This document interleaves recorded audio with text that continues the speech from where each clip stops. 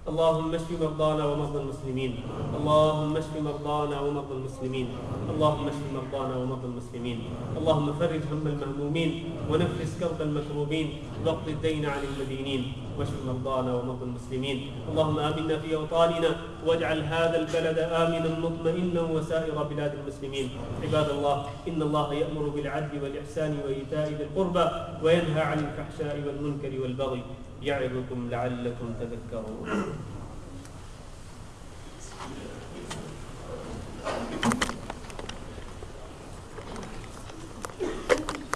الله أكبر الله أكبر. أشهد أن لا إله إلا الله. أشهد أن محمدا رسول الله. حي على الصلاة حي على الفلاح. قد قامت الصلاة قد قامت الصلاة. الله أكبر الله أكبر. لا إله إلا الله.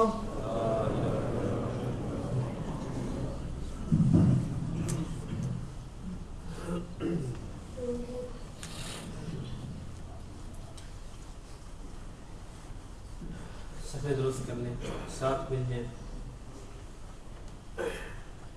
کندھوں کے ساتھ کندھے ملا لیں، پاؤں کے ساتھ پاؤں ملا لیں، صفحے سیدھی کر لیں.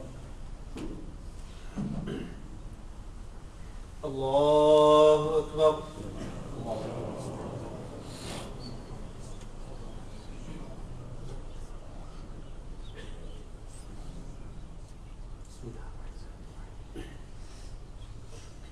الحمد لله العالمين الرحمن الرحيم مالك يوم الدين إياك نعبد وإياك نستعين اهدنا الصراط المستقيم صراط الذين أنعمت عليهم غير المغضوب عليهم ولا الضالين.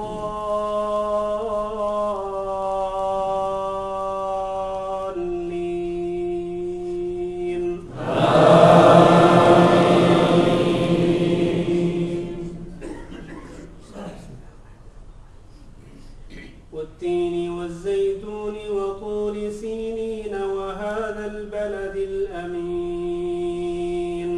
لقد خلقنا الإنسان في أحسن تقويم ثم رددناه أسفل سافلين إلا الذين آمنوا وعملوا الصالحات فلهم أجر غير ممنون. فما يكذبك بعد بالدين أليس الله بأحكم الحاكمين. الله أكبر.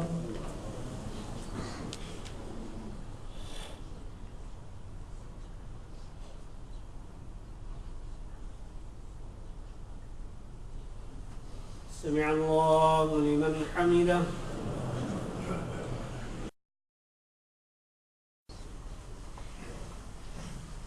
الله أكبر.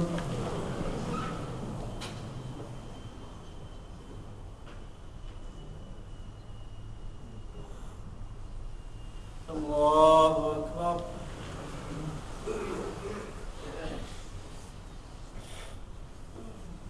الله أكبر.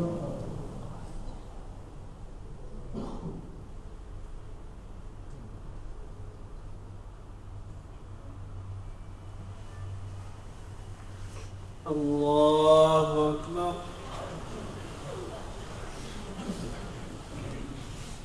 الحمد لله رب العالمين الرحمن الرحيم مالك يوم الدين إياك نعبد وإياك نستعين اهدنا الصراط المستقيم صراط الذين أنعمت عليهم غير المغضوب عليهم ولا الضالين.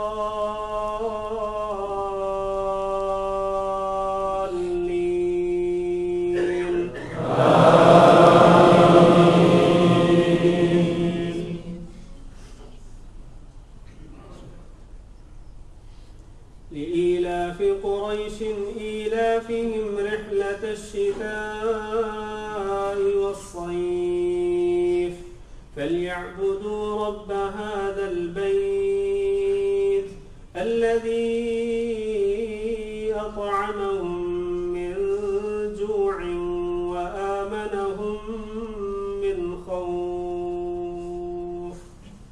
الله أكبر.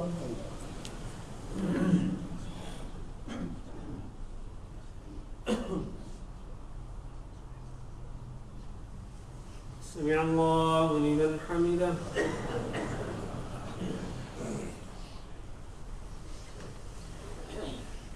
الله أكبر.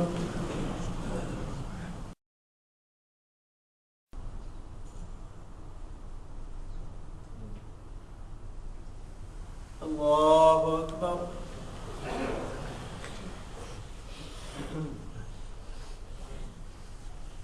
الله أكبر.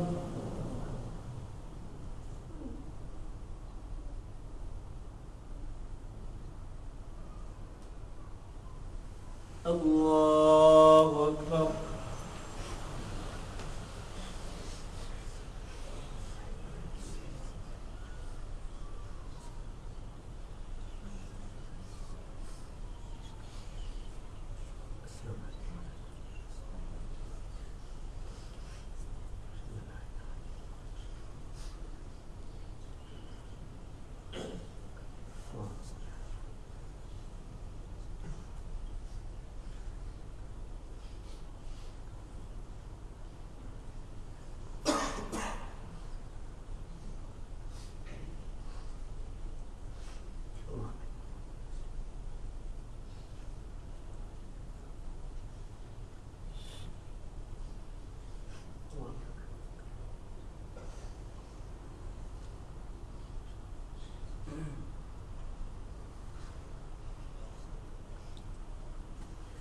السلام عليكم ورحمة الله. السلام عليكم ورحمة الله.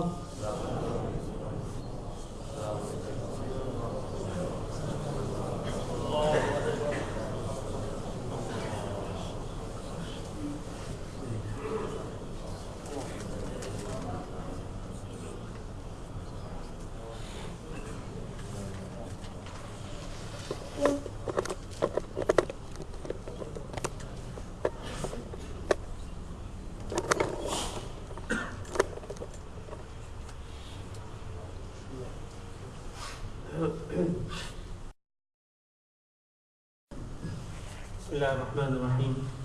میرے بھائی اور دوستو، سب سے پہلے ایک اعلان ہے اور وہ ہے دارالقرآن کے حوالے سے. آپ کو معلوم ہے کہ دارالقرآن وزارت الاوقاف کا ایک ذیلی ادارہ ہے اور یہ دارالقرآن کی عربی کلاسز بھی ہوتی ہیں عربی لینگویج میں، اور اسی طرح اردو لینگویج میں بھی